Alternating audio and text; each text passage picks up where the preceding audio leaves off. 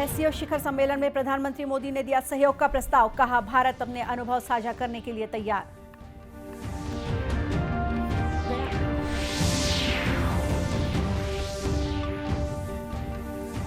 पूर्व राष्ट्रपति रामनाथ कोविंद ने किया Ambedkar and Modi reformers ideas performers implementation पुस्तक का विमोचन।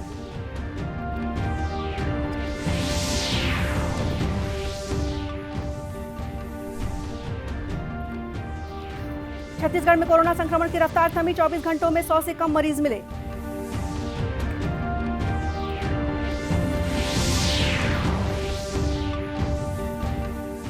कोरबा में सड़क किनारे गड्ढे में गिरा हाथी का बच्चा, वन विभाग ने कड़ी मशक्कत के बाद सुरक्षित बाहर निकाला।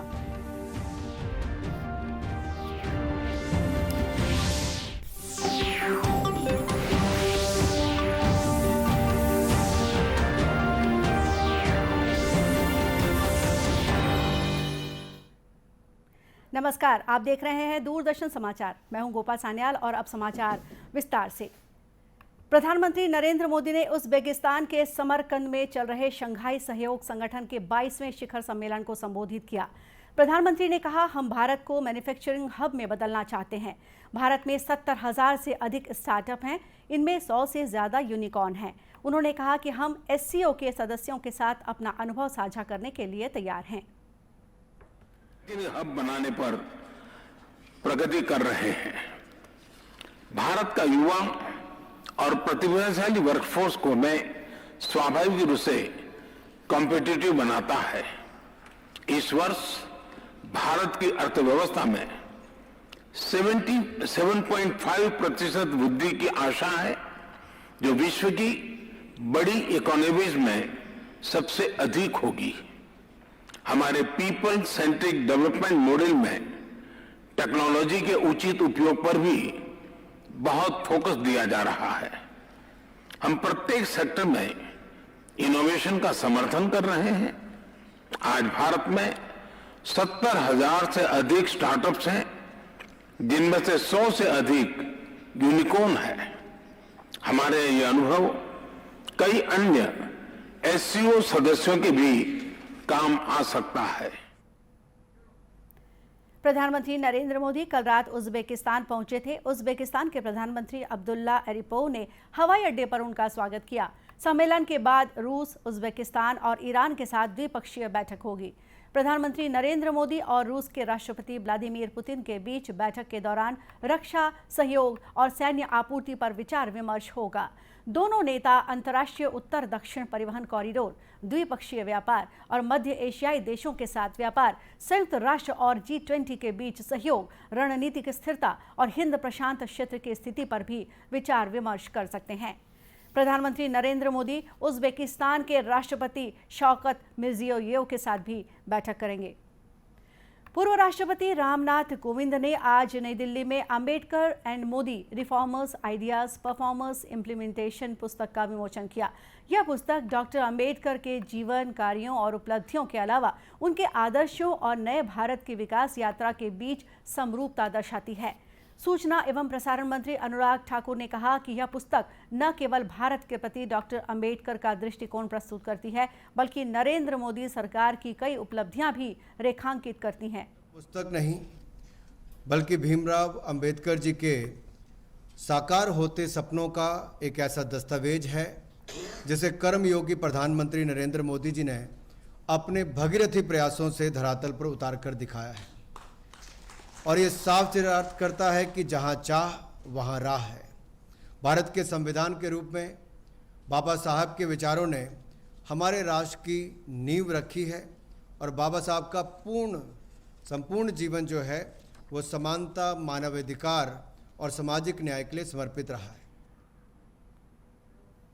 पुस्तक के 12 अध्यायों में बुनियादी ढांचे, शिक्षा, सामाजिक आर्थिक गतिशीलता, स्त्री पुरुष समानता और आत्मनिर्भरता पर ध्यान केंद्रित किया गया। राज्यसभा सांसद डॉक्टर इलैया राजा ने पुस्तक की प्रस्तावना में बाबा साहेब अम्बेडकर के दृष्टिकोण के अनुरूप देश की प्रगति सुनिश्चित करने के लिए प्रधानमंत्री नरेंद्र मोदी की नीतियों और सुधारों का उल्लेख किया। कोरबा के कटघोरा वन मंडल में कल रात हाथी का बच्चा सड़क किनारे गड्ढे में फंस गया। झुंड के हाथियों ने वहीं डेरा जमा लिया। इसके वजह से राष्ट्रीय राजमार्ग संख्या 130 को बंद करना पड़ा। बाद में वन विभाग ने बचाव अभियान शुरू किया। जेसीबी की मदद से काफी मशक्कत के बाद हाथी के बच्चे को सुरक्षित ढंग से निकाला जा सका। इस दौरान करीब 2.5 घंटे तक वाहनों की आवाजाही बंद रखी गई। वन विभाग के रेंजर अभिषेक दुबे ने बताया कि हाथी दल बच्चे को निकालने की कोशिश कर रहा था, लेकिन गड्ढा गहरा होने की वजह से वे ऐसा नहीं कर पाए। उसकी मां लगातार प्रयास कर रही थी कैसे भी निकल जाए, लेकिन गड्ढा उतना ज़्यादा था और कंक्रीट में क्योंकि काई जम गया था, इस कारण वो निकल नहीं पा रहा था। तो जैसे ही उसकी मां किनारे हुई, हम लोगों ने उसे रस्सी से बांध करके उसको बाहर निकाला। इसमें हमारे एक स्टाफ है मंगल, उनका बहुत बहादुरी से उन्होंने काम किया। बच्चे को सुरक्षित बाहर निकलता देख हाथी दल नजदीक आया और उसे लेकर जंगलों में चला गया। कटघोरा वन परिक्षेत्र के ऐतमा नगर और केंदई रेंज में इस समय 40 से अधिक हाथी मौजूद हैं। नेता प्रतिपक्ष नारायण चंदेल ने राज्य सरकार पर गंभीर आरोप लगाए हैं। जांजगीर चांपा में पत्रकारों से बातचीत करते हुए श्री चंदेल ने कहा कि छत्तीसगढ़ अब अपराध गढ़ बन गया है और रोजगार नहीं होने से युवा हताश हैं। प्रदेश में 20,000 लोगों ने आत्महत्या की है, जिसमें अधिकतर युवा हैं।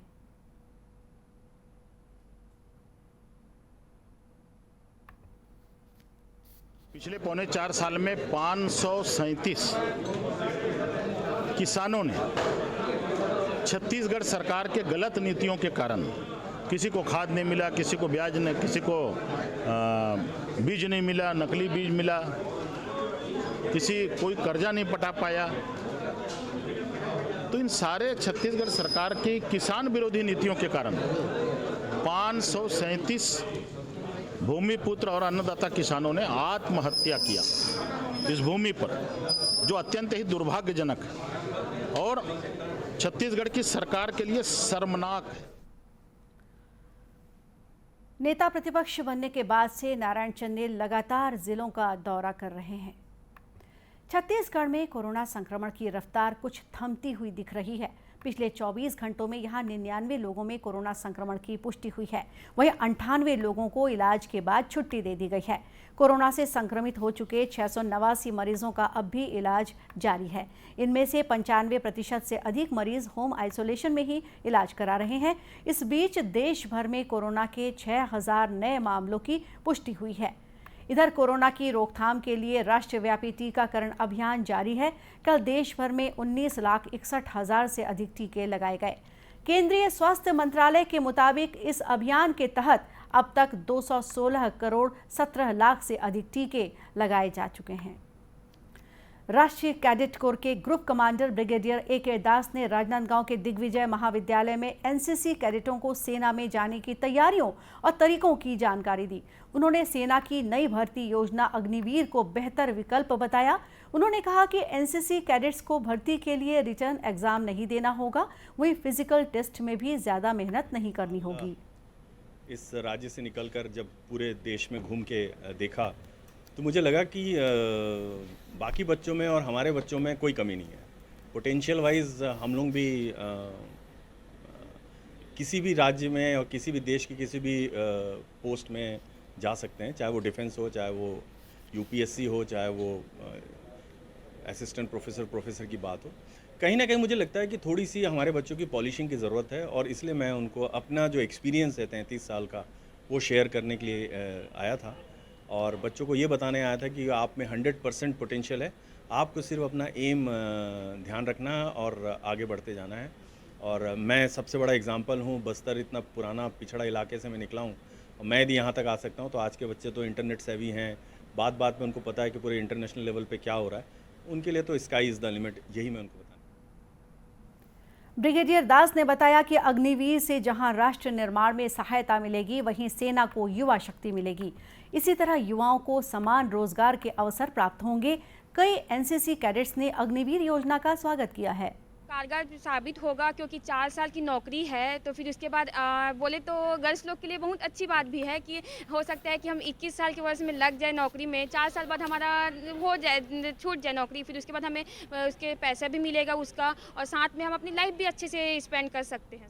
जो सर आए थे ब्रिगेडियर सर, उन्होंने आज हमें मोटिवेशनल स्पीकर के रूप में आए थे। आज बहुत ही अच्छी स्पीच दी, हमको सेल्फ गाइडेंस किया, हमारा कॉन्फिडेंस कैसे बिल्डअप करते हैं, कैसे अग्निवीर में जाना है, अदर अपने लाइफ के डिसीजन कैसे लेने, ये सब के बारे में आज बताया हमें सर ने।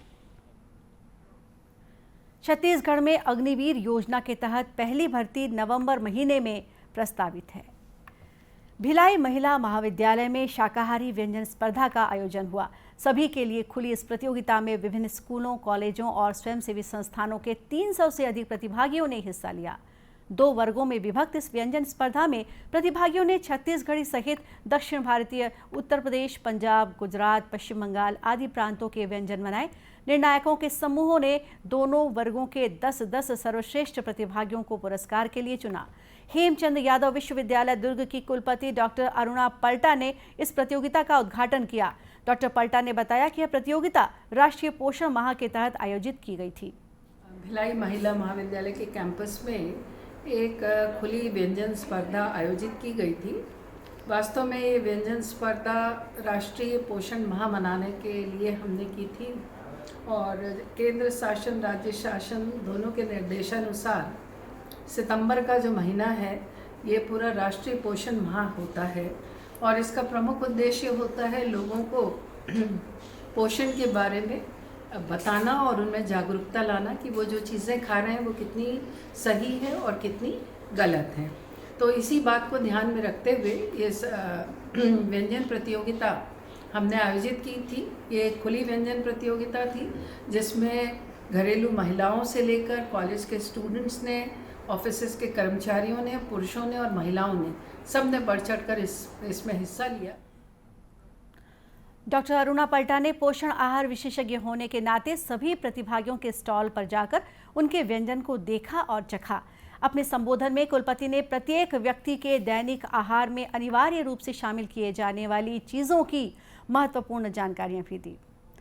दर्शकों, दूरदर्शन केंद्र रायपुर से प्रसारित होने वाले प्रादेशिक समाचार को आप YouTube पर भी देख सकते हैं।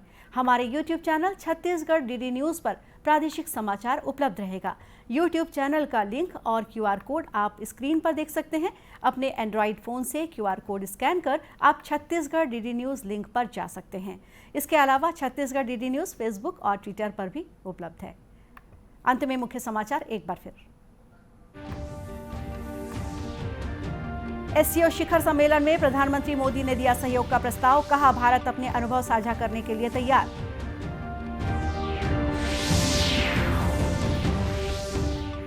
पूर्व राष्ट्रपति रामनाथ कोविंद ने किया Ambedkar and Modi reformers ideas performers implementation पुस्तक का विमोचन।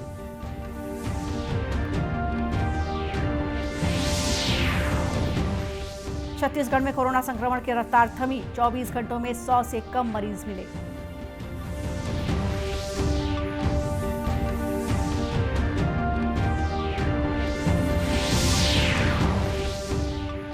और कोरबा में सड़क किनारे गड्ढे में गिरा हाथी का बच्चा, वन विभाग ने कड़ी मशक्कत के बाद सुरक्षित बाहर निकाला। और इसी के साथ ये समाचार बुलेटिन यहीं समाप्त हुआ। नमस्कार।